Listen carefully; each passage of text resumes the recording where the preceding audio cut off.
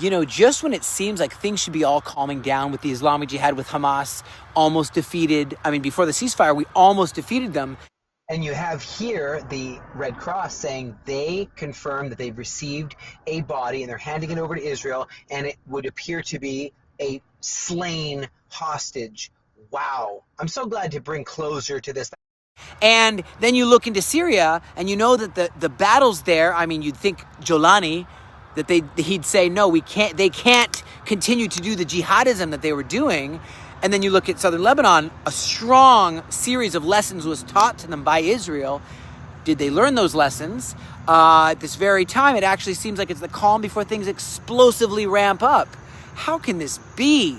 I know President Trump urgently urged on a phone call our Prime Minister Benjamin Netanyahu to go to the White House in the near future before things become very explosive with southern Lebanon and maybe tensions in Syria. And the USA gave a very blunt warning to Iraq, the militias there.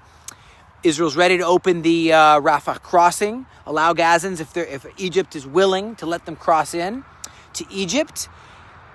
And when you look at the Syrian Golan Heights, that buffer zone that we need between us and those jihadists that just massacred 3,000 Druze, it's unbelievable.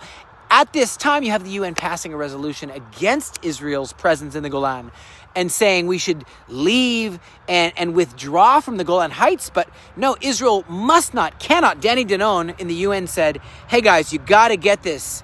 We can't leave our security buffer zone. We can't do it. It's not safe. It's not safe for our people. Imagine if your family would be put right into danger zone. Even the Druze that sided with Israel would be right in the line of fire to those very jihadists. That would be a huge mistake. How does UN get this so wrong? How? I don't get it. We are definitely making the advancements. The green area in Gaza, the yellow line controlled by the IDF. You have the West Gaza, so it's like surrounded on three sides. And you definitely have the Hamas continually to pretend like they're looking for bodies or whatever and pushing past these lines. And but it's a real new reality that we have to keep our eye on the ball over there. I noticed the Pope visited southern Lebanon, right? And he came in his Pope mobile, and there was possibility that he could have been injured or attacked, but seems like he made it out no problem. And just people got to understand the threat that jihadism poses to the entire world. I mean, look how Lebanon was before this extremist ideology took the country hostage. Look at how Egypt was. Look at how Afghanistan was. Look at how so many countries used to be, Iran used to be, before this extremist ideology took these countries hostage. And I think of Syria, and I think there's got to be a time where there'll be a pathway of peace from Assyria through Israel to Egypt. And IDF released a statement saying they're going to reveal information about Lebanese figures that were assassinated by Unit 121. And the very ones that the whole Beirut explosion and all that happened.